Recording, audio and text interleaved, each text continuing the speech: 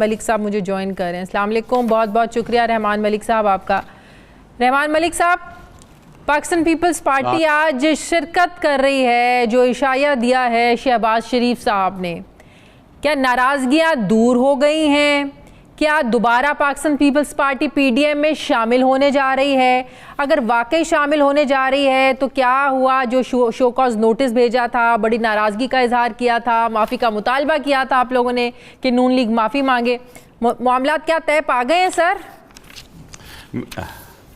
मैं बिल्कुल आपको अपना कमेंट देता हूं, लेकिन उससे पहले आपको और सब देखने वालों को मेरी तरफ से बहुत बहुत सलाम। जी सलाम। देखें, ये जो शाया आज हुआ, जो कि हमारे कुछ मेंबर्स ने अटेंड किया, वो अपोजिशन लीडर का दिया हुआ वो शाया था जो कि पार्लियामेंट में था।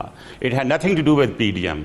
और पीडीएम के मतलब मैं ये बता देता हूँ कि जो मेरी लेटेस्ट बातचीत भी हुई है, अभी कोई फैसला नहीं हुआ कि हम पीडीएम को जाके अटेंड करेंगे या नहीं करेंगे।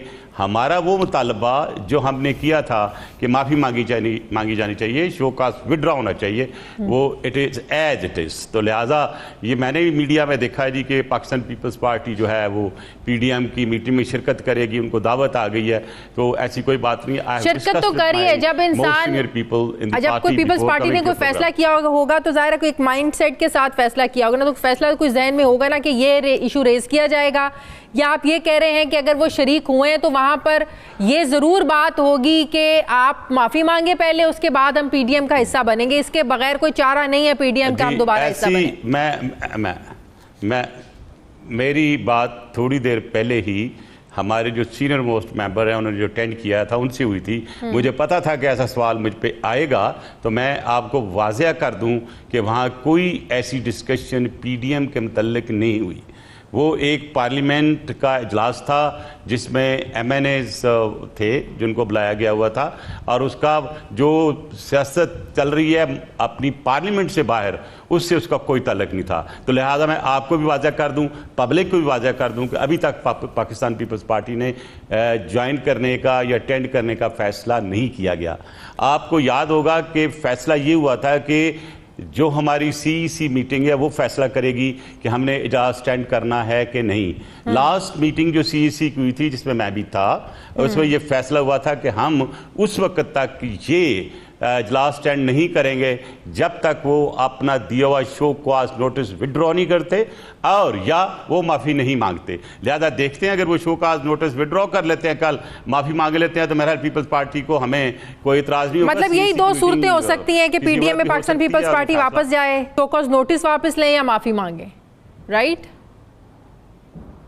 एग्जैक्टली। जब तक वो नहीं होता, पाकिस्तान पीपल्स पार्टी जो एज ऑफ नाउ जो भी मैं आपसे बात कर रहा हूँ, किसी किस्म का कोई फैसला नहीं हुआ कि हम पीडीएम का इजलास स्टैंड करेंगे। बिल्कुल सही जी।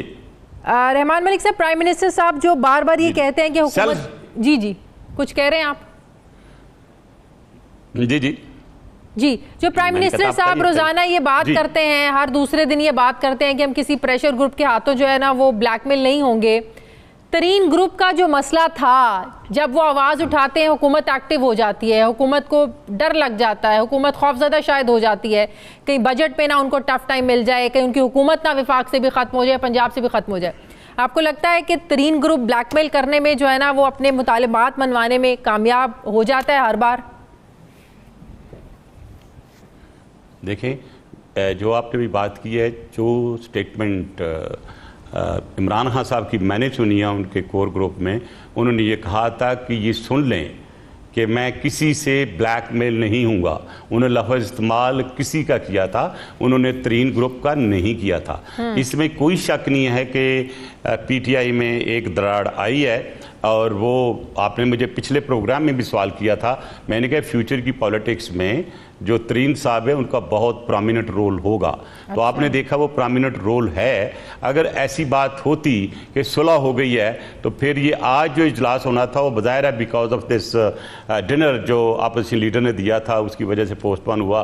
मेरा है वो कल दोबारा इजलास करेंगे, और मेरी इतलात ये भी हैं कि वो जो एक विक्टिमाइजेशन का एलिमेंट होता है, शायद चौधरी रियाज जो फैसलाबाद वाले हैं उनको किसी डिपार्टमेंट ने नोटिस दिया, ये मैं नहीं बता सकता एग्जैक्टली क्योंकि मेरे पास उसकी कापी नहीं है।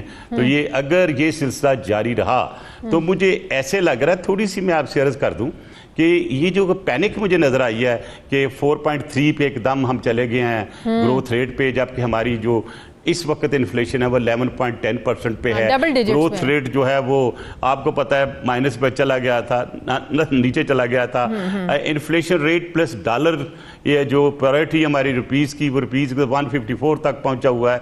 और ये मैं एक लिख के दे देता हूं कि ये सिर्फ इसको सहारा दिया हुआ है ताकि अपनी सिचुएशन को कायम रखा जाए।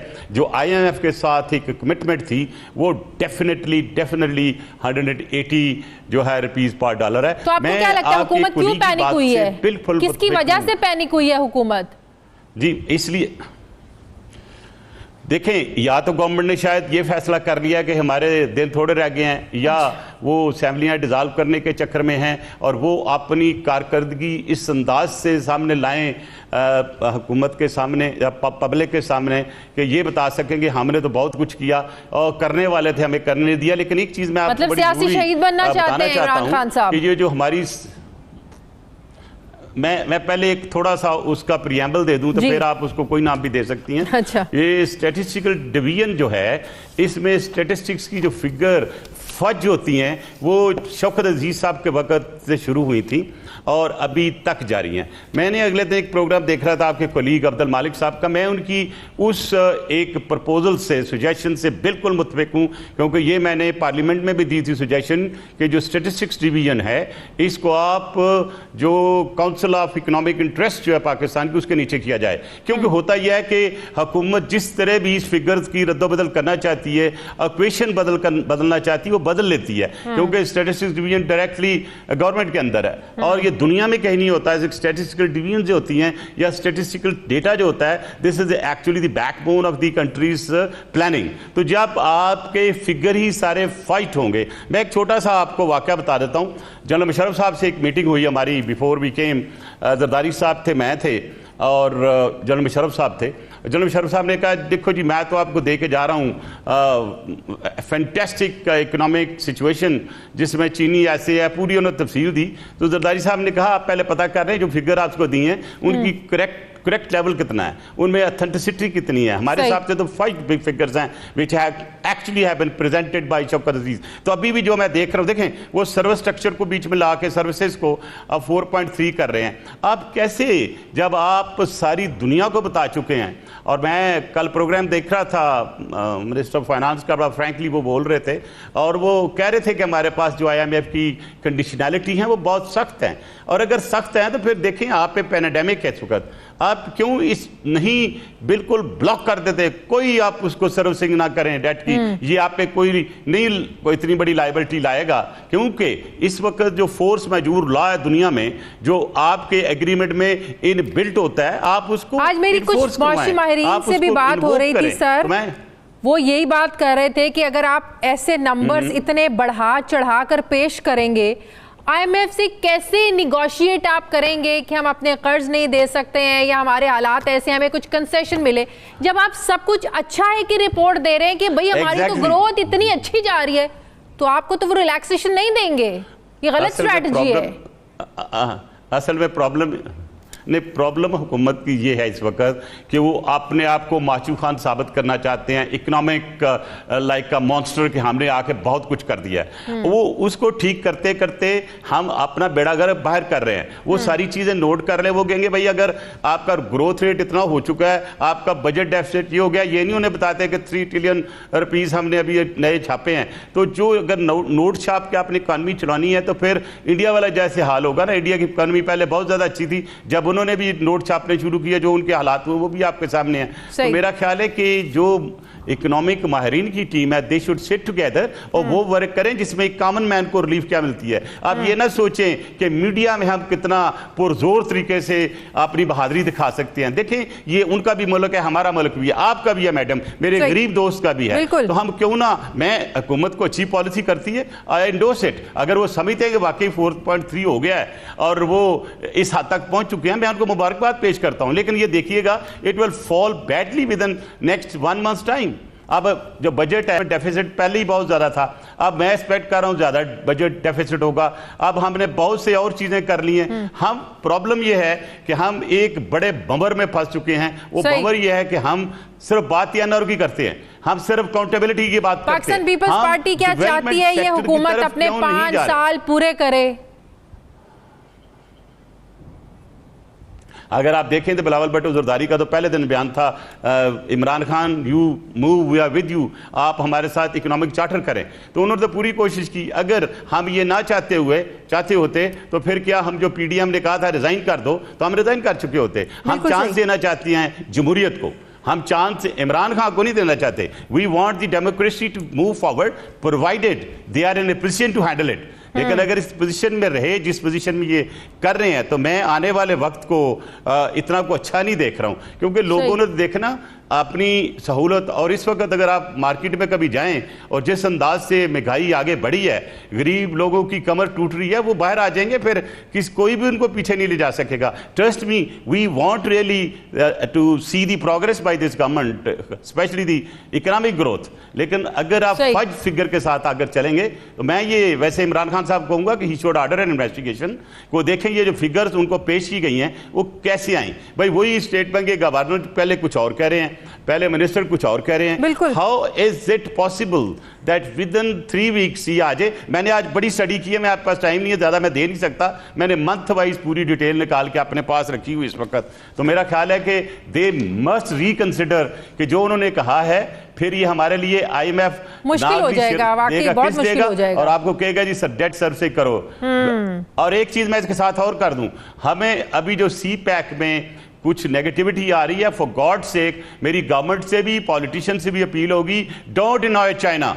जो प्रोजेक्ट चल रहे हैं उनको चलने दें फुल फोर्स के साथ, बिकॉज हमारा future is in CPEC because we have got so much investment। बिल्कुल एक और इशू जिस पर आप बड़ा लिखते भी रहते हैं, वक्त कम है, मैं वो सवाल जरूर आपसे पूछना चाहती हूँ।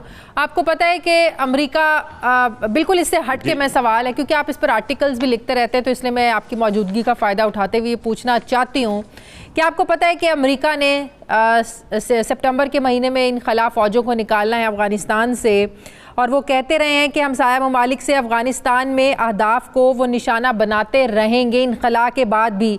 और फिर 11 मई को हमने देखा शाह महमूद कुरैशी ने अमेरिका को किसी भी किस्म के अड्डे देने की तरदीद भी की थी, जिसकी पेंटागन ने अब तस्दीक की है। सर, आपको नहीं लगता इसको डिटेल में बात करनी चाहिए, हुकूमत को इस पर वजाहत देनी चाहिए? सर जी, सबसे बड़ी बात यह है कि I M on record both with the electronic media abroad, local, मेरे राइट आप सारे पढ़े हुए हैं, आप देख सकते हैं मीडिया में कि जो इनखला है जिसे आप कह रहे हैं अपना एग्जिट हो रहा है, जो बगैर किसी एग्जिट पॉलिसी के अगर आप फौज को निकालते हैं तो इसका मतलब यह है वहाँ अनार्की, वहाँ सिविल वार। और मैंने परसों पढ़ा इंटरव्यू प्रेसिडेंट गनी का, तो I was feeling sorry the dejected way he mentioned कि I am only away 1 bullet away my death.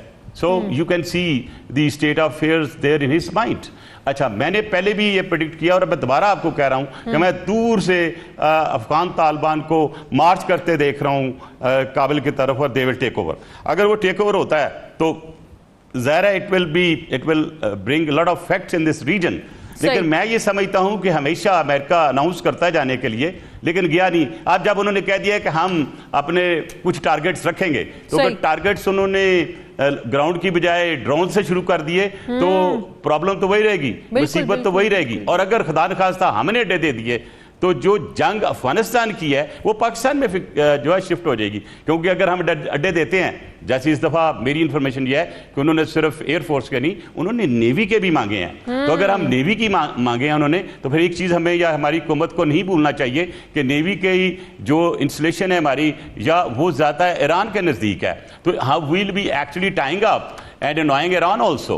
अब देखें, जरूरी तो नहीं कि कोई हर मुल्क का ये हक है कि हमारे मुल्क में आके अपने हिसाब से चले। पाकिस्तान पीपल्स पार्टी ने बड़ा सफर किया जब जरदारी साहब ने ये फैसला किया कि हमने शमसी बेस जो है वो खाली कराना है, और हमने कराया। वो बहुत बुरा लगा अमेरिकन को, कुछ और दोस्तों को भी बुरा लगा, but for the national interest what is important. मतलब कि आप कह रहे हैं हुकूमत अगर ये फैसला करेगी तो ये इसका नुकसान उठाना पड़ेगा।